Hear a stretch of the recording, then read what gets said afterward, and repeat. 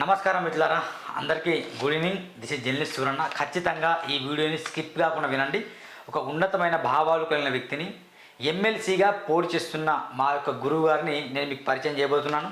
దాదాపు 2 రోజుల క్రితమే నేను ఎమ్మెల్సీగా ఎవరిని గెలిపించాలి, కరీంనగర్, నిజామాబాద్, ఆదిలాబాద్, మెదక్ పట్టభద్రుల నియోజకవర్గ ఎమ్మెల్సీగా అభ్యర్థిగా మా యొక్క గురువుగారు విద్యను అభ్యసించిన గురువుగారు నిలబడుతున్నారు. కాబట్టి ఖచ్చితంగా మీరు జావీద్ అహ్మద్ గారిని గెలిపించనని నేను మిమ్మల్ని అందరూ రిక్వెస్ట్ చేశాను. ఈరోజు మా సార్ గారిని నేను స్టూడియోకి పిలిచాను. Welcome sir, please welcome. నమస్కారం sir, welcome to Suranna TV sir. అయితే వీడియో చేసిన వెంటనే సార్ మీరు స్టూడియోలో వస్తే బాగుంటుంది, ఇంకా జనాలకు చాలా రీచ్ కావాలి, మీరు ఖచ్చితంగా గెలవాలి సార్. ఎమ్మెల్సీగా ఒక పట్టభద్రుల కోసం కావచ్చు, నిరుద్యోగుల కోసం కావచ్చు, ఆ ప్రైవేట్ లెక్చరర్స్ కోసం కావచ్చు, ప్రభుత్వ ఉద్యోగుల కొరకు కావచ్చు, ప్రశ్నించే గొంతుగా శాసన మండలిలో ఉంటే చాలా అద్భుతంగా ఉంటుందనే కాన్సెప్ట్తో ఈరోజు నేను మీకు పరిచయం చేయబోతున్నాను. అయితే మరొకసారి మీకు చెప్పాల్సిన విషయం ఏంటంటే, సార్ పేరు నాకు విద్యను అభ్యసించి, అందుకే నేను సార్ అంటున్నా. వాస్తవానికి thank you very much sir, మరొకసారి ధన్యవాదాలు. అయితే ఎమ్మెల్సీగా మొట్టమొదటిగా మిమ్మల్ని అడిగిన ప్రశ్న ఏంటంటే, ఎమ్మెల్సీగా అసలు ఎందుకని మీకు నిలబడాలనే ఆలోచన వచ్చింది? అన్నిటికన్నా ముందు మన సూరన్న టీవీ సబ్స్క్రైబర్స్ అందరికీ నా యొక్క నమస్కారాలు. నేను జావీద్ అహ్మద్, ప్రైవేట్ లెక్చరర్, మంచిర్యాల నివాసిని, గ్రాడ్యుయేట్ ఎమ్మెల్సీ అభ్యర్థిని. ప్రధానంగా అనేక మంది ఎమ్మెల్సీలు ఇంతకుముందు వచ్చి అనేక వాగ్దానాలు మాకు చెప్పి ఒకటి కూడా చేయలేకపోయారు. కాబట్టి ఆ సందర్భంగా నేను ముందుకు రావడం జరిగింది. ప్రధానంగా నిరుద్యోగుల యొక్క సమస్యలు పరిష్కరించడానికి, మరి పట్టభద్రుల యొక్క సమస్యలు పరిష్కరించడానికి, నిరుద్యోగులకు ఉద్యోగాలు కల్పించడానికి, మరి అదేవిధంగా టీచర్స్ మరియు లెక్చరర్స్ యొక్క సమస్యలను పరిష్కరించడానికి చెప్పండి. నేను ప్రధానంగా ఈ గ్రాడ్యుయేట్ ఎమ్మెల్సీలో కాంటెస్ట్ చేయడం అనేటువంటిది జరుగుతుంది సురనగర్. ఓకే, ఇప్పుడు సార్ గారు ఒకటి పంపించారు నాకు, నేను చూశాను. ఇక్కడ ఏముందంటే కొన్ని వర్డ్స్ ఉన్నాయి, పట్టభద్రుల సమస్యను పరిష్కరించమన్నది. చెప్పండి సార్, పట్టభద్రుల సమస్యను ఎట్లా పరిష్కరిస్తారు? పట్టభద్రుల సమస్యలు, పట్టభద్రులకు అనేక రకాలైనటువంటి సమస్యలు ఉన్నాయి. ఇందులో పట్టభద్రుల్లో ముఖ్యంగా డాక్టర్స్, లాయర్స్ మరియు టీచర్స్, ప్రైవేట్ టీచర్స్, లెక్చరర్స్ ఉన్నారు. మరి అదే విధంగా నిరుద్యోగులు ఉన్నారు, యువత ఉంది ఇందులో. కాబట్టి అనేకమైనటువంటి సమస్యలు అనేటువంటివి ఉన్నాయి. వాటి పట్ల పూర్తి అవగాహన కలిగి ఈ సమస్యల పరిష్కారానికే ఇందులోకి రావడం అనేటువంటి జరుగుతుంది. ఇప్పుడు తెలంగాణ రాష్ట్రం ఏర్పడిన తర్వాత దాదాపు 10 సంవత్సరాల్లో ఇప్పుడు కాంగ్రెస్ పార్టీ రూలింగ్లో ఉంది. అంటే ఈ 11-12 సంవత్సరాల మధ్యకాలంలో నిరుద్యోగులుగానే మిగిలిపోతున్నారు. ఇప్పుడు ఇక మీ మేనిఫెస్టో అనుకుంటూ, మరి ప్రజాఫెస్టో, మరి ఏదో ఒకటి పేపర్ ఉంది మీరు చేశారు కాబట్టి, నిరుద్యోగులకు ఉద్యోగాలు కల్పించడం మీ ముఖ్య ధ్యేయం అంటున్నారు. How it is possible? నిరుద్యోగులకు ఉద్యోగాలు కల్పించడం అంటున్నారు, అది నిజంగా సాధ్యమేనా? సాధ్యపడుతుంది. చాలా చిన్న స్ట్రాటజీని ఉపయోగించినట్లయితే సాధ్యపడుతుంది. ప్రధానంగా చూసినట్లయితే మనకు నోటిఫికేషన్స్ పడినటువంటి విషయము ఏ నిరుద్యోగికి చేరడం లేదు. కాబట్టి నేను ఒకవేళ ఎమ్మెల్సీగా గెలిచినట్లయితే మన ఎంప్లాయ్మెంట్ ఆఫీస్ నుండి ప్రతి గ్రాడ్యుయేట్ వాట్సాప్కి ఈ మెసేజ్ అనేటువంటిది, నోటిఫికేషన్ మెసేజ్ అనేటువంటిది పంపడం జరుగుతుంది. మరి మెసేజ్ చేరకపోవడం వలన ఈ నోటిఫికేషన్ పడ్డట్టు చాలా మంది తెలియట్లేదు. మెసేజ్ అంటే నోటిఫికేషన్ పడ్డట్టు తెలియట్లేదు కాబట్టి వాళ్ళు అప్లై చేయలేకపోతున్నారు. కాబట్టి అక్కడ ఒక 10% నిరుద్యోగులుగా మిగిలిపోవడం జరుగుతుంది. ఆ 10%ను కూడా ఉద్యోగులుగా మనం మార్చాలి అంటే ఎంప్లాయ్మెంట్ ఆఫీస్ నుండి ప్రతి నిరుద్యోగికి ఈ జాబ్ నోటిఫికేషన్స్ అనేటువంటిది చేరాలి. సాధ్యమేనది? సాధ్యమే. ప్రతి సంవత్సరము ఎవరైతే పాస్ అయినటువంటి స్టూడెంట్స్ ఉంటారు, బోర్డ్ ఆఫ్ ఇంటర్మీడియట్ కానీ, అదేవిధంగా బోర్డ్ ఆఫ్ సెకండరీ కానీ, మరి అదేవిధంగా యూనివర్సిటీ నుండి డాటా అనేటువంటిది ఆన్లైన్ ద్వారా ప్రతి ఎంప్లాయ్మెంట్ ఆఫీస్, డిస్ట్రిక్ట్ ఎంప్లాయ్మెంట్ ఆఫీస్కి చేరాలి. చేరిన వెంటనే ఏ నోటిఫికేషన్ పడ్డా ఒక బటన్ నొక్కిన వెంటనే ఆ నోటిఫికేషన్ అనేటువంటిది ప్రతి విద్యార్థికి, ప్రతి గ్రాడ్యుయేట్కి చేరేటట్లు చేయడం అనేటువంటిది నా యొక్క ముఖ్య లక్షణం. తద్వారా ఆ మిగిలిపోయినటువంటి ఆ 10% ఇంతకుముందు తెలియనటువంటి నోటిఫికేషన్ తెలియనటువంటి 10% ఎవరైతే యువకులు ఉన్నారో వాళ్ళు కూడా అప్లై చేసుకునేటువంటి అవకాశాన్ని కలిగిస్తాను. ఒకటి. రెండో విషయం తీసుకున్నట్లయితే ప్రతి జిల్లాలో అనేటువంటివి ఫ్రీ గౌట్ కోచింగ్ సెంటర్స్ అనేటువంటిది ఏర్పాటు చేసి ఎవరైతే అప్లై చేసుకున్నారో విద్యార్థులు వాళ్ళందరికీ ఫ్రీ కోచింగ్ అనేటువంటిది ప్రొవైడ్ చేయడం జరుగుతుంది. ఆ కోచింగ్ సెంటర్లో కూడా క్వాలిఫైడ్ లెక్చరర్లను పెట్టడం అనేటువంటిది జరుగుతుంది. ఎందుకంటే మారుమూల ప్రాంతాల్లో ఉన్న విద్యార్థులకు కావచ్చు, నిరుద్యోగులు కావచ్చు, నోటిఫికేషన్ పడ్డ తర్వాత కూడా సరైన వాళ్ళకు చదువుకోవడానికి అవకాశాలు ఉండవు. మీరు అన్న పాయింట్ బాగుంది సార్. ఎందుకంటే కోచింగ్ సెంటర్ అనేది ఇంప్లిమెంట్ చేస్తే కనుక ఖచ్చితంగా ప్రతి జిల్లాలో ఒక govt coaching centre qualified faculty తోటి ఎస్టాబ్లిష్ చేయడం అనేది ఉచితంగా ఇవ్వడం అనేటువంటిది జరుగుతుంది. అది నేను MSc zoology, MSc environmental science, BEd, MPhil చదువుకున్నాను.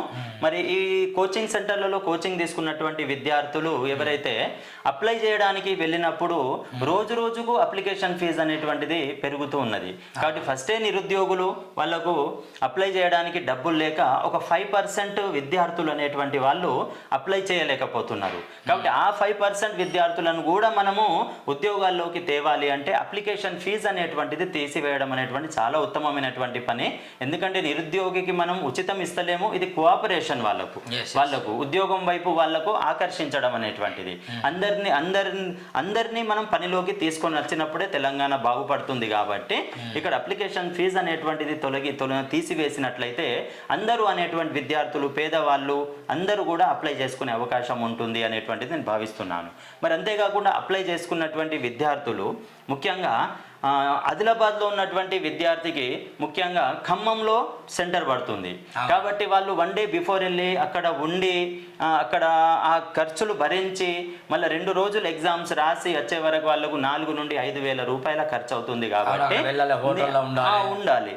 అయితే నేను ఒకవేళ ఎమ్మెల్సీగా గెలిచినట్లయితే వాళ్ళకు ఏ డిస్టిక్ వైజ్ ఎగ్జామ్ సెంటర్స్ అనేటువంటిది ఏర్పాటు చేయడానికి నా వంతున కృషి అనేటువంటిది ఖచ్చితంగా నేను చేస్తాను. ఏ డిస్టిక్లో ఉన్నటువంటి పిల్లలు ఆ డిస్టిక్లోనే రాసుకుంటే వాళ్ళకు ఈ హర్రీబర్రీగా వెళ్ళడము, మరి ఈ డబ్బు ఖర్చు, పేదవాళ్ళు వెళ్ళకపోవడం అనేటువంటిది మనకు వెళ్ళకపోవడం వల్ల వాళ్ళు నష్టపోతున్నారు అనేటువంటి గమనించు. మీరు కూడా చాలా ఎగ్జామ్స్ రాసి ఉంటారు. మీరు రాసేటప్పుడు చాలా చైర్లు ఖాళీగా కనిపిస్తుంటాయి. ఎందుకంటే వాళ్ళు అంత దూరం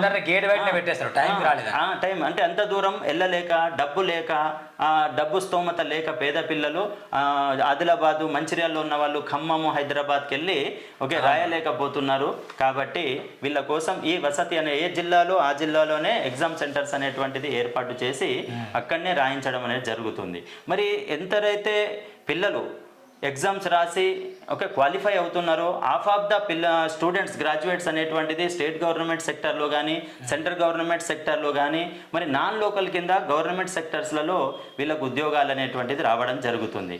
మరి మిగిలిన హాఫ్ ఆఫ్ ద పార్ట్ అంటే సగం మంది విద్యార్థులకు గవర్నమెంట్ జాబులు రాని వాళ్ళ పరిస్థితి ఏంది అనేటువంటిది కూడా ఈ రోజు అనేటువంటిది నేను ఆలోచించి పెట్టడం జరిగింది.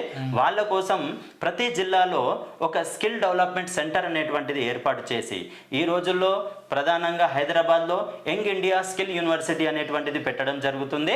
మరి దానికి అనుబంధంగా ప్రతి జిల్లాలో ఒక స్కిల్ డెవలప్మెంట్ సెంటర్ అనేది పెట్టేసి ఈ మిగిలిన విద్యార్థులకు అన్ని స్కిల్స్ నేర్పి మరి అక్కడ ఉన్నటువంటి ఎంప్లాయ్మెంట్ ఆఫీసర్ అనేటువంటి ముఖ్యంగా సాఫ్ట్వేర్ కంపెనీస్ కానీ, హార్డ్వేర్ కంపెనీస్ కానీ, బయోటెక్ కంపెనీలతోటి మాట్లాడి మీకు ఎలాంటి స్కిల్డ్ ఎంప్లాయీస్ కావాలి అనేటువంటిది ఫస్టే తెలుసుకొని వాళ్ళతో MOU చేసుకొని మరి అలాంటి స్కిల్సే ఈ విద్యార్థులకు, ఈ గ్రాడ్యుయేట్లకు నేర్పి మరి వాళ్ళని పిలిచి ఇక్కడ జాబ్ డ్రైవ్స్ నిర్వర్తించి వీళ్ళను కూడా ప్రైవేట్ సెక్టర్లో సెట్ చేయడం అనేటువంటిది జరిగితే బాగుంటుంది అనేటువంటిది ఆలోచిస్తున్నాను. నేను ఒకవేళ ఎమ్మెల్సీగా గెలిచినట్లయితే ప్రధానంగా ఎంప్లాయ్మెంట్ ఆఫీస్ నుండి అందరికీ నోటిఫికేషన్స్ పంపించడము, మరి అందరికీ ఫ్రీగా అప్లికేషన్ ఫీజు అనేటువంటిది ఫ్రీగా పెట్టడము, మరి అదేవిధంగా ఫ్రీ కోచింగ్ సెంటర్స్లలో వాళ్ళకు కోచింగ్స్ ఇప్పించడము, మరి అదేవిధంగా ఏ జిల్లా వారు ఆ జిల్లాలోనే ఎగ్జామ్స్ రాసేటట్లు సెంటర్స్ ఏర్పాటు చేయడము, మరి అదేవిధంగా గవర్నమెంట్ సెక్టర్లో సెట్ అయిన పిల్లలు కాకుండా మిగిలిన పిల్లలకు మంచి స్కిల్స్ అండ్ డెవలప్మెంట్ సెంటర్లో స్కిల్స్ నేర్పి ప్రైవేట్ సెక్టర్లలో వాళ్ళని సెట్ చేయడం చేయడం అనేటువంటిది జరుగుతుంది. దీనివల్ల జీరో అన్ఎంప్లాయ్మెంట్ అనేటువంటిది మన తెలంగాణలో నేను చూపెట్టడం జరుగుతుంది. ఓకే సార్, చాలా అద్భుతంగా చెప్పారు. పట్టభద్రుల సమస్య గురించి మాట్లాడారు. నిరుద్యోగులకు ఉద్యోగాలు ఎట్లా కల్పిస్తారో చెప్పారు. వాస్తవానికి అంటే ఫ్రీ ఎస్ఎంఎస్ కావచ్చు, లేకపోతే మీరు ఉన్న ప్రాంతంలో ఎగ్జామ్ రాయడం ఇలాంటివి చెప్పారు. ఇప్పుడు నేను ఇంకో ప్రశ్న వేయబోతున్నాను. ఏంటంటే విద్యారంగాన్ని కూడా బలోపేతం చేస్తామని చెప్పారు దీంట్లో. ఇది సాధ్యమైన విద్యారంగం ప్రైవేట్ సెక్టర్ ఇప్పుడు మొత్తం కార్పొరేట్ పాలిటిక్స్ ఉన్నాయి. ఈ తరంలో విద్యారంగంలో ఎట్లా బలోపేతం చేస్తారు? విద్యారంగంలో ప్రధానంగా అన్స్కిల్ బేస్డ్ ఎడ్యుకేషన్ అనేటువంటిది ప్రధానంగా మనకి ఇక్కడ కనిపించడం అనేటువంటిది జరుగుతుంది. విద్యారంగాన్ని స్కిల్ బేస్డ్ ఎడ్యుకేషన్ సిస్టమ్గా మనం మార్చాలి అనేటువంటిది నేను అనుకుంటున్నాను. ముఖ్యంగా ప్రతి గ్రాడ్యుయేట్ డిగ్రీ అయిపోయినటువంటి ఇంజనీరింగ్ అయిపోయినటువంటి విద్యార్థికి spoken English, computer, general knowledge, arithmetic, reasoning, aptitudes, communication skills మరియు డ్రెస్సింగ్ సెన్స్, బాడీ లాంగ్వేజ్ లాంటి అనేకమైనటువంటి సాఫ్ట్ స్కిల్స్, హార్డ్ స్కిల్స్ మరి కమ్యూనికేషన్ స్కిల్స్ అనేటువంటివి నేర్పి పర్ఫెక్ట్గా వాళ్ళను బయటికి పంపినట్లయితే ఏ ఉద్యోగమైనా వాళ్ళు అవలీలగా కొట్టుకుంటారు. కాబట్టి అంతేకాకుండా ఈ రోజుల్లో ఏం జరుగుతుందంటే ఇక్కడ ఏ జాబ్కి వాళ్ళు వెళ్ళినా పిల్లలు half of the syllabus, half of the marks అనేటువంటిది జనరల్ నాలెడ్జ్ మీద ఉన్నాయి. కానీ ఏ డిగ్రీలో కానీ, ఏ ఇంజనీరింగ్ కాలేజ్లో కానీ, ఏ సిలబస్లో కానీ ప్రధానంగా జీకే పేపరే లేదు. మరి ఇంజనీరింగ్ సిలబస్లో లేదు, ఇటు డిగ్రీ సిలబస్లో జీకే పేపర్ అనేటువంటిది సబ్జెక్ట్ అనేటువంటిది లేనప్పుడు అక్కడ జాబ్లోకి వెళ్ళినప్పుడు జీకే సబ్జెక్ట్ అనేటువంటిది అడిగినప్పుడు మన విద్యార్థులు, మన గ్రాడ్యుయేట్లు ఒత్తిడికి లోనై ఏ జాబ్ కూడా కొట్టుకోలేకపోతున్నారు. మళ్ళీ కోచింగ్ సెంటర్ల గురించి తిరిగి 2-3 సంవత్సరాలు టైం కూడా వేస్ట్ చేసుకుంటున్నారు. కాబట్టి నేనేమంటున్నానంటే డిగ్రీ సిలబస్లో కానీ, మరి అదేవిధంగా ఇంజనీరింగ్ సిలబస్లో కానీ ప్రధానంగా జీకే సబ్జెక్ట్ అనేటువంటిది పెట్టడం అనేటువంటిది జరుగుతుంది. మరి అదేవిధంగా తీసుకున్నట్లయితే అది 3 సంవత్సరాలు ఒక గ్రాడ్యుయేట్ అనేటువంటి డిగ్రీ గ్రాడ్యుయేట్ కానీ, అదే ఇంజనీరింగ్ గ్రాడ్యుయేట్ 3 సంవత్సరాలు సిలబస్లో ఉన్నటువంటి ఈ జీకే చదివినప్పుడు ఏ ఎగ్జామ్ అయినా అవలీలగా క్రాక్ చేయగలుగుతాడు అనేటువంటిదే నేను భావిస్తున్నాను. మరి అదేవిధంగా తీసుకున్న డిగ్రీ సిలబస్లలో, ఇంజనీరింగ్ సిలబస్లో మినిమం బేసిక్ ఫైనాన్షియల్ మేనేజ్మెంట్ అనేటువంటి ఒక సిలబస్ కూడా, ఒక సబ్జెక్ట్ అనేటువంటిది ఇంట్రొడ్యూస్ చేయాలనేటువంటిది నేను అనుకుంటున్నాను. ప్రధానంగా ₹1,00,000 సంపాదించే గ్రాడ్యుయేట్ కూడా ఇవాళ అప్పుల్లో ఉన్నాడు. ఎందుకంటే ఫైనాన్స్ను ఏ విధంగా మేనేజ్ చేయాలి అనేటువంటిది ఏ డిగ్రీలో కానీ, ఏ ఇంజనీరింగ్లో కానీ లేకపోవడం వలన చాలా సమస్యలకు గురవుతున్నారు. ఈ రోజుల్లో డబ్బే ముఖ్యంగా నడిపిస్తున్నది. మరి దాన్ని మేనేజ్ చేసే విధానం అనేటువంటిది మన విద్యా విధానంలో లేకపోతే మరి ఏ విధంగా వాళ్ళు ముందుకు కొనసాగుతారు వాళ్ళ జీవితాలు అనేటువంటి విధంగా నేను బేసిక్ ఫైనాన్షియల్ మేనేజ్మెంట్ అనేటువంటిది ఒక సబ్జెక్ట్ కూడా ఇంట్రొడ్యూస్ చేయాలి అనేటువంటిది నేను అనుకుంటున్నాను. మరి అదేవిధంగా దాంట్లో ప్రధానంగా తీసుకున్నట్లయితే మన నీడ్స్కి ఎంత వాడుకోవాలి, మన వాంట్స్కి ఎంత వాడుకోవాలి, ఎంత సేవింగ్ చేసుకోవాలి, మరి అదేవిధంగా రిటైర్మెంట్ ప్లాన్ ఏంటిది, టర్మ్ ఇన్సూరెన్స్ ఎట్లా చేసుకోవాలి, లైఫ్ ఇన్సూరెన్స్ ఎట్లా చేసుకోవాలి, హెల్త్ ఇన్సూరెన్స్ ఎట్లా చేసుకోవాలి, హౌస్ లోన్ ఎప్పుడు తీసుకోవాలి, బైక్ లోన్ ఎప్పుడు తీసుకోవాలి, మొబైల్ లోన్ ఎప్పుడు తీసుకోవాలి, మరి క్రెడిట్ కార్డ్ ఎట్లా యూజ్ చేయాలి, ఇవన్నీ మినిమం బేసిక్ నీడ్స్. ఇవి నెక్స్ట్ జీవితంలో వెళ్ళినప్పుడు ఇవన్నీ ఎదురయ్యే సమస్యలు ఒక గ్రాడ్యుయేట్కి. కాబట్టి మినిమం బేసిక్ ఫైనాన్షియల్ మేనేజ్మెంట్ అనేటువంటి సబ్జెక్ట్ అన్ని గ్రూపులకు డిగ్రీలో మరియు ఇంజనీరింగ్లో ఒక ఎలెక్టివ్ పేపర్ లాగా లేక ఒక టాపిక్ లాగా పెట్టినట్లయితే వాళ్ళు నిత్య జీవితంలో హ్యాపీగా బ్రతికే అవకాశం మంచి విషయం సార్. ఎందుకంటే అది ఇప్పుడు వీటి గురించి సబ్జెక్టులు ఉండదు. అవును, ఉండదు. మీరు దాన్ని ఇంప్లిమెంట్ చేయాలి ఖచ్చితంగా. మరి ఇంకొక విషయం, మూడో విషయం తీసుకున్నట్లయితే సురణ గారు, ప్రధానంగా బేసిక్ లా అనేది ఒక పేపర్ కూడా ఉండాలి, ఒక ఎలెక్టివ్ సబ్జెక్ట్ అనేది ఉండాలి. అంటే ఈ రోజుల్లో విద్యార్థుల గ్రాడ్యుయేట్లకు యాంటీ క్రైమ్, యాంటీ ర్యాగింగ్ మరియు మన హక్కులేంటి, మన విధులేంటి అనేటువంటిది మినిమం అన్ని గ్రూపుల చెందినటువంటి విద్యార్థులకు తెలవాలి, గ్రాడ్యుయేట్లకు తెలవాలి. ఈ డిగ్రీలో మరియు ఇంజనీరింగ్లో బేసిక్ లా అనేటువంటి ఒక సబ్జెక్ట్ కూడా ఇంట్రొడ్యూస్ చేస్తే బాగుంటుంది. నేను ఒకవేళ ఎమ్మెల్సీగా గెలిచినట్లయితే ఇది కూడా ఇంప్లిమెంట్ చేస్తానని అనుకున్నాను. ఎందుకంటే ఇది తెలిసినప్పుడు, అంటే యాంటీ ర్యాగింగ్ తెలిసినప్పుడు తన జీవితం ఎలా నాశనం అవుతుంది, చేసిన వాళ్ళ జీవితం ఎలా నాశనం అవుతుంది, కుటుంబాల జీవితాలు ఏ విధంగా ఉంటాయి అనేటువంటి తెలుస్తుంది. ఒకవేళ క్రైమ్ చేసినట్లయితే పాస్పోర్ట్ రాదు, గవర్నమెంట్ ఉద్యోగం రాదు అనేటువంటి విషయం వాళ్ళకి తెలిసినప్పుడే కదా క్రైమ్ అనేటువంటిది వాళ్ళు చెయ్యరు. మరి వాళ్ళ హక్కులేంది, విధులేంది అనేటువంటిది మినిమం అనేటువంటి బేసిక్ నాలెడ్జ్ అనేటువంటిది ప్రతి డిగ్రీ గ్రాడ్యుయేట్కి మరి ప్రతి ఇంజనీరింగ్ గ్రాడ్యుయేట్కి అవసరం. కాబట్టి వీళ్ళకు ఒక చిన్న టాపిక్ లాగైనా లేకుంటే ఒక చిన్న లెసన్ లాగైనా పెట్టవలసినటువంటి అవసరం ఉంది. మొత్తానికి విద్యారంగాన్ని బలోపేతం చేయడం కోసం మీరు ఎక్సలెంట్, చాలా అద్భుతంగా చెప్పారు సార్. మరి అంతేకాకుండా ఇంకొకటి నేను అనుకున్నట్టు ఇంకొక విషయం ఏంటంటే వీళ్ళకు హెల్త్ అండ్ హైజెనిక్ అనేటువంటి ఒక పేపర్ కూడా ఉంది. కానీ అందులో టాపిక్స్ అనేటువంటివి ముఖ్యంగా ఏముండాలి అంటే ముఖ్యంగా యాంటీ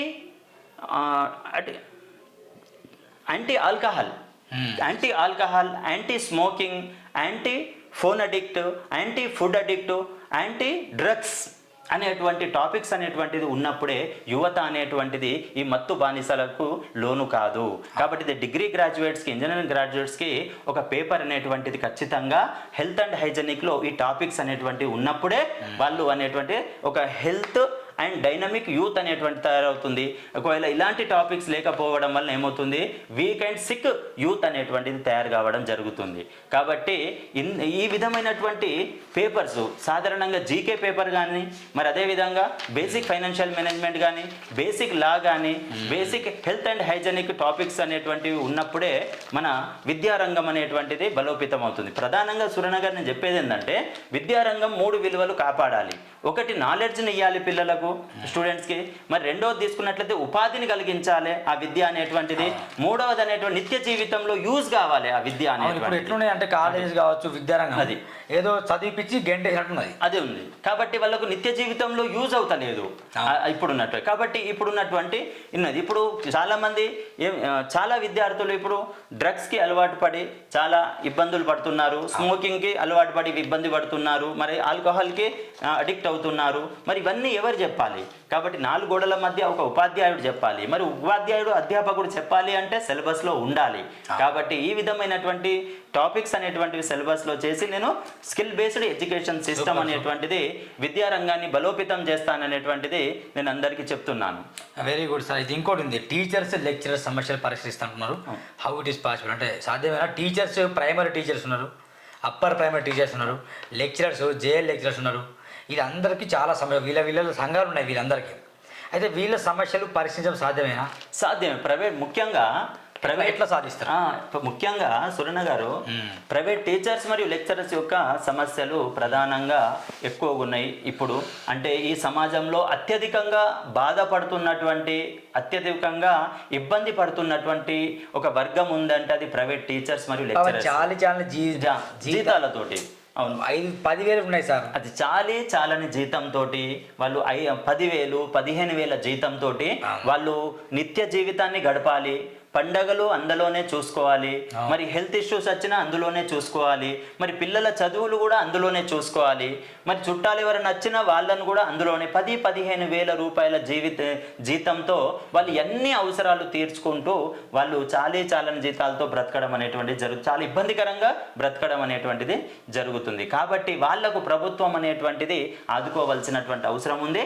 అందుకే వాళ్ళకు ప్రధానంగా నేను చెప్పేది ఏంటంటే వాళ్ళకి హెల్త్ కార్డ్స్ అనేటువంటివి ఖచ్చితంగా నేను ఎమ్మెల్సీగా గెలిచినట్లయితే ఖచ్చితంగా హెల్త్ కార్డ్స్ అనేటువంటిది ఇప్పియడంలో నా వంతు కృషి అనేటువంటిది ఉంటుంది. ఎందుకంటే ఈ రోజుల్లో బీపీ, షుగరు, మరి అదేవిధంగా హార్ట్ అటాక్, క్యాన్సర్ అనేటువంటిది కామన్ అయిపోయినాయి. మరి వాటిని తట్టుకునే స్థితి, అంటే ఆ ఖర్చును తట్టుకునే స్థితి ఒక ప్రైవేట్ టీచర్, లెక్చరర్కి లేదు. కాబట్టి 5 లక్షల ముఖ్యంగా హెల్త్ ఇన్సూరెన్స్తో ఫ్యామిలీ మొత్తానికి వర్తించే విధంగా హెల్త్ కార్డ్స్ అనేటువంటివి ఇప్పిస్తే బాగుంటుంది వాళ్ళకు అనే ఆలోచనతోటి నేనున్నాను. మరి ఇది అదేవిధంగా వాళ్ళకు ఇప్పుడు ఉన్నటువంటి చాలని జీతంలో వాళ్ళు సేవింగ్ చేసుకొని ఒక భూమి కొని ఇల్లు కట్టుకునేటువంటి పరిస్థితి చాలా కష్టం. కాబట్టి ప్రతి వాళ్లకు మనకంటూ ఒక సొంత ఇల్లు ఉండాలి అనేటువంటి ఒక కోరిక ఉంటుంది, ఆశయం ఉంటుంది. కాబట్టి వాళ్ళకు కూడా ఒక 80 గజాలు లేదంటే 70 గజాల భూమి అనేటువంటిది ఇచ్చినట్లయితే వాళ్ళు ప్రొఫెసర్ జయశంకర్ సార్ కాలనీస్ అని పెట్టుకొని ఆ వర్గం అనేటువంటిది ఒకే చోట ఉండేటువంటి అవకాశం ఉంటుంది. మరి అంతేకాకుండా వీళ్ళకు ఈ చాలని జీతాలలో వాళ్ళ జీవనం గడపడం అనేటువంటిది సాధ్యపడతలేదు. కాబట్టి అన్ని వర్గాలకు ఏదో ఒక బంధువు అని ప్రభుత్వం ద్వారా ఆర్థిక సహాయం అనేటువంటి అందుతుంది.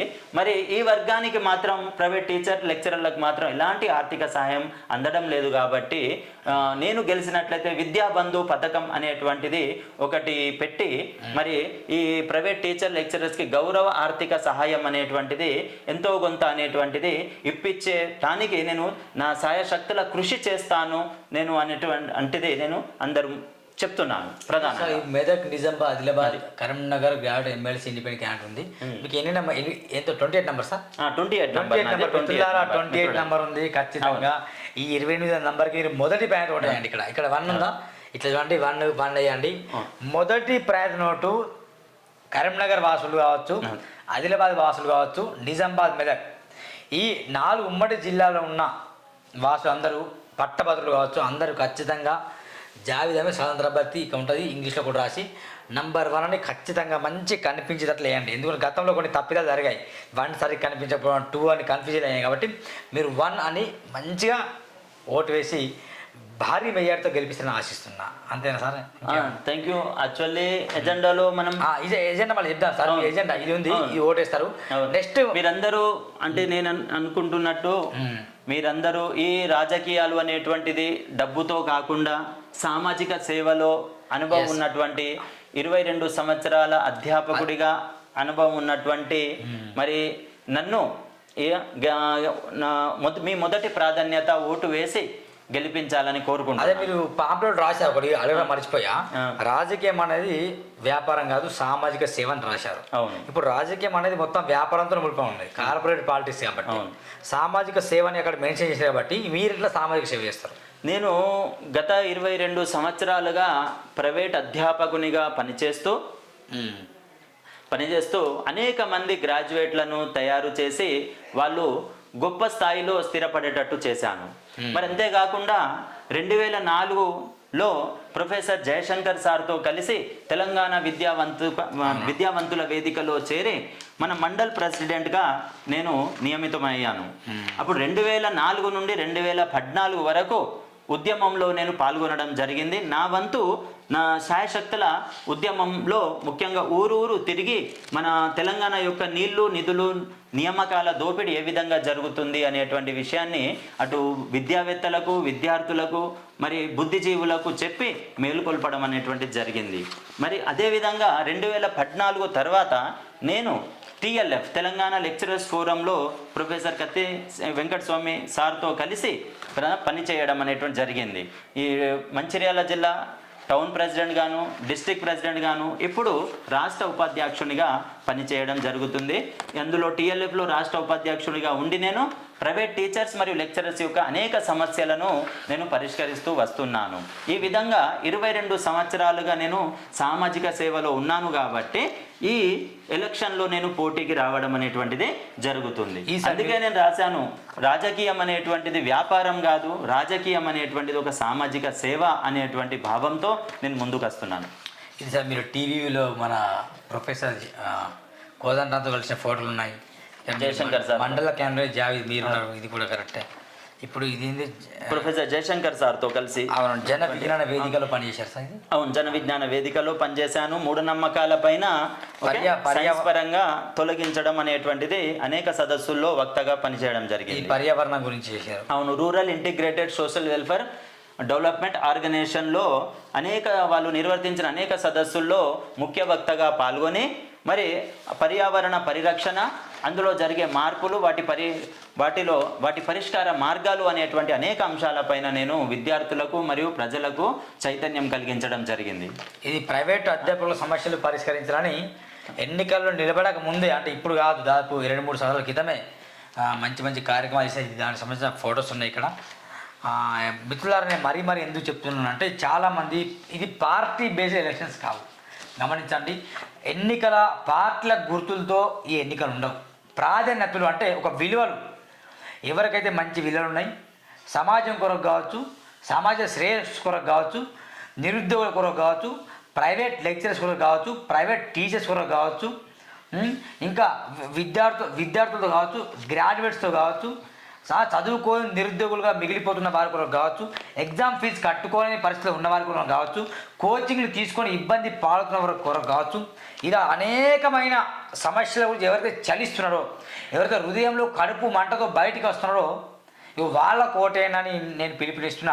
అందులో నిజంగా నాకు విద్యను అభ్యసించింది కాబట్టి వాస్తవం నేను ఈ స్థానంలో ఉన్న. ఇప్పుడు ఒక స్టూడియోని మెయింటైన్ చేసుకుంటూ మెల్లమెల్ల నేను నా జీవనం కొనసాగిస్తున్నా. నాకు ఇలా మీలాంటి ఉండడం నేను కూడా ఇట్లా మెల్లమెల్ల అడుగులు వేస్తున్నా సార్. కాబట్టి ఖచ్చితంగా ఒక టీచర్ ఒక ప్రైమ్ మినిస్టర్ అయిన, ఒక సీఎం అయినంటే ఖచ్చితంగా వాళ్ళ వెనుక టీచర్ కృషి ఉంటుంది, గురువు గారు కాబట్టి ఖచ్చితంగా మంచి విలువలు ఉన్నాయి కాబట్టి విద్యార్థుల కోసం ఆలోచిస్తున్నారు కాబట్టి ఖచ్చితంగా ఓటు ఇవన్నీ పాంప్లెట్ ఇస్తాను. పాపం మంచిగా ప్రిపేర్ చేసుకుని వచ్చింది సార్. నిజంగా జయశంకర్తో పాల్గొన్న మెటీరియల్స్ ఉన్నాయి దీంట్లో, ఇవి కావచ్చు. ఇంకా జిల్లా కలెక్టర్ కార్యాలయంలో కూడా కరోనా టైంలో కూడా అవునవును ఇది ఉన్నది. తర్వాత ఉద్యోగాలు ఖాళీ ఉన్నాయి వెంటనే భర్తీ చేయమని చెప్పారు, ఇదొకటి. తెలంగాణ లెక్చరర్స్ ఫోరంలో తను మంచి యాక్టివ్ మెంబర్గా కూడా పనిచేస్తున్నాడు. అయితే ఇక్కడ కొన్ని ఎజెండాస్ ఉన్నాయి మిత్రులారా, ఇవన్నీ ఒకసారి చదువుతాను నేను, వినండి. పట్టభద్రుల సమస్యలు దగ్గర అండి కాదు, పట్టభద్రుల సమస్యలు పరిష్కరించడం ఒక మార్గం చెప్పాను. పట్టభద్రుల సమస్యలను కూడా చెప్పడం జరిగింది. నిరుద్యోగులకు ఉద్యోగాలు ఎట్లా కల్పిస్తా కూడా ముందు ఒక 5 నిమిషాలు చెప్పడం జరిగింది. విద్యారంగాన్ని బలోపేతం చేయడం అది కూడా చెప్పారు. దాంట్లో ఏమేమి సబ్జెక్ట్ జోడించాలి అని కూడా చెప్పారు. టీచర్ లెక్చరర్ కూడా సమస్యలు ఉన్నాయి, చాలా జీవితాలు చాలా జీతాలు ఉన్నాయి. దాంట్లో కుటుంబ సమస్యలు, పిల్లల సమస్యలు, హెల్త్ ఇన్సూరెన్స్, ఎవరైనా బంధువులు వస్తే ఎలాంటి ఇబ్బందులు అయితే టీచర్లకు అది కూడా చెప్పారు. ప్రతి సంవత్సరం జాబ్ క్యాలెండర్ తయారు చేయడం అన్నమాట. ఎప్పటికప్పుడు ఉద్యోగ ఖాళీలకు సంబంధించిన నోటిఫికేషన్ విడుదల చేయించడం. ఈ నోటిఫికేషన్ అంటే కొత్త మాట చెప్పింది, ప్రతి నిరుద్యోగికి అది మెసేజ్ చేయడం. ఇది చాలా అంటే చాలా గొప్ప విషయం సార్. అది ఒకటి. ప్రతి జిల్లాలో స్కిల్ డెవలప్మెంట్ సెంటర్ కూడా, ఎందుకంటే స్కిల్స్ లేకుండా చాలామంది గవర్నమెంట్ ఉద్యోగాలు కాకుండా ప్రైవేట్ కూడా రావట్లేదు. వాళ్ళకి డిగ్రీలు పీజీలు చదువుకుంటాం కానీ అసలు skill development, way of talking, way of communication, way of management, way of time sense ఇవన్నీ లేకుండా చాలామంది ఉద్యోగాలు కొట్టుకోలేకపోతున్నారు. అది కూడా ప్రతి జిల్లాలో ఉచితంగా పెట్టాము కావచ్చు. దాని తర్వాత ప్రతి జిల్లాలో ఎంబీఏ చేసిన జాబ్ డ్రైవ్స్, గ్రాడ్యుయేట్ ఉద్యోగ అవకాశాలు, ప్రతి జిల్లాలో కెరీర్ గైడెన్స్ సెంటర్స్, ప్రతి జిల్లాలో qualified faculty govt coaching centres. ఎందుకంటే చాలామంది కోచింగ్ సెంటర్లో ఫీజులు కట్టుకోలేక బిల్డింగ్ పైన దునికి ఆత్మహత్య చేసుకున్నారు. నిజంగా ఉన్న ఫీజులు కట్టుకోలేక ఇబ్బంది పడుతున్నాడు. అందుకే వాళ్ళ కోసం కూడా మంచి ప్లాన్ చేస్తున్నాడు. జాబ్ అప్లికేషన్ ఫీజు లేకుండా చేయడం తెలుసు ఇది, ఎందుకంటే 250 రూపాయలు కట్టుకునే స్థితిలో ఉన్నారు. చాలా గొప్ప ప్రిపేర్ అవుతారు కానీ ఫీజు కట్టడం డబ్బులు లేవు. వాళ్ళ కోసం ఫీజు లేకుండా చేయడం అనేది. జాబ్ ఎగ్జామ్ హాల్ టికెట్ ఉన్న విద్యార్థులకు ఆర్టీసీ ఫ్రీ బస్ చేయించడం. ప్రతి జిల్లాలో కంప్యూటర్ లైబ్రరీస్ని అభివృద్ధి చేయడం. ప్రతి జిల్లాలో ఎంప్లాయ్మెంట్ ఆఫీస్ని అభివృద్ధి చేయడం. ప్రతి జిల్లాలో govt engineering college, govt polytechnic college, govt vocational college, international business schools, ISB చాలా గొప్ప విషయం. ఐఎస్బి అంటే ఇలాంటి చేయడం అని చెప్తున్నాడు. కాబట్టి మొదటి పాయింట్ ఓటు వేయమని చెప్తున్నాడు. ఖచ్చితంగా జావేద్ అహ్మద్ గారికి 28వ నంబర్ మిత్రులారా, 28th నంబర్ ఫస్ట్ ఇక్కడ నంబర్ 1 రాసి గెలిపించండి. నేను చెప్తున్నా కదా, ఆదిలాబాద్, నిజామాబాద్, కరీంనగర్, మెదక్ గ్రాడ్యుయేట్స్ పట్టభద్రులు ఖచ్చితంగా మీరు ఓటేస్తారని నేను ఆశిస్తున్నాను. అయితే ఫైనల్గా ఒక క్వశ్చన్ అడిగింది సార్, అది అడిగిన తర్వాత నేను ముగిస్తాను వీడియో. అదేంటంటే సార్ ఒక నిజం చెప్పండి, ఎన్ని కోట్లు ఉన్నాయి మీరా? నా దగ్గర ఏం లేదు, ఈ షర్టు ఈ పాయింట్ తప్ప నా దగ్గర ఏమీ లేవు. ఒక ప్రైవేట్ లెక్చరర్ నేను కూడా ఇబ్బంది పడుతూనే జీవనం కొనసాగిస్తున్నాను. 22 సంవత్సరాలుగా మా సమస్యల గురించి అనేక మంది నాయకులకు అడగడం జరిగింది.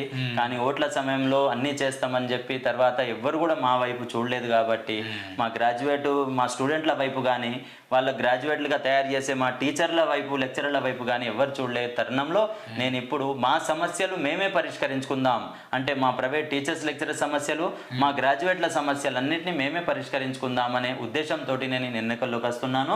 నా దగ్గర ఎలాంటి 4 జిల్లాలు అంటే నాట్ ఏ జోక్, కొన్ని చాలా నియోజకవర్గం ఉంటుంది. అవును, ఒక 20 నియోజకవర్గం ఉంటుంది. దీంట్లో ఇన్ని నియోజకవర్గాల్లో తిరగడం కోసం కావచ్చు, ఇంత భారీ స్థాయిలో ఎమ్మెల్సీగా నిలబడడం అనేది అసలు ఎట్లా సార్? మీ ఫైనాన్షియల్ స్ట్రగుల్స్ ఏంటి? ఫైనాన్స్గా ఏం లేదు. ఈరోజు గ్రాడ్యుయేట్స్ అందరూ గమనిస్తున్నారు, ఎవరైతే వారికి ఉపాధి అవకాశాలు కల్పిస్తారో వారికే ఓటేద్దాం అనే ఉద్దేశంతో ఉన్నారు అని నేను మనస్ఫూర్తిగా నమ్ముతున్నాను. నాకు ఖచ్చితంగా ఓటేస్తారని నేను భావిస్తున్నాను. ఇది ఖమ్మం. ఇప్పుడు డబ్బు ఎన్నికలు అనేటువంటివి ఈసారి జరగవు.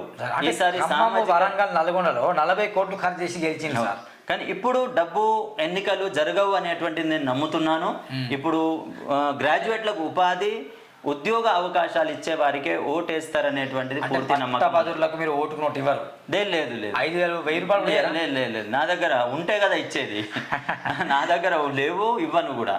అట్లా. కానీ మంచి ఆశయం ఉంది. అవును, ఆశయం ఖచ్చితంగా మంచి నేను గురి ఉంది. 22 సంవత్సరాల నుండి 22 బ్యాచ్లను చూసిన పాపం విద్యార్థులు గ్రాడ్యుయేట్స్ అందరు నాతో షేర్ చేసుకుంటుండరు వాళ్ళ ప్రాబ్లమ్స్, ఉద్యోగాలకు సంబంధించినటువంటి ఇష్యూస్.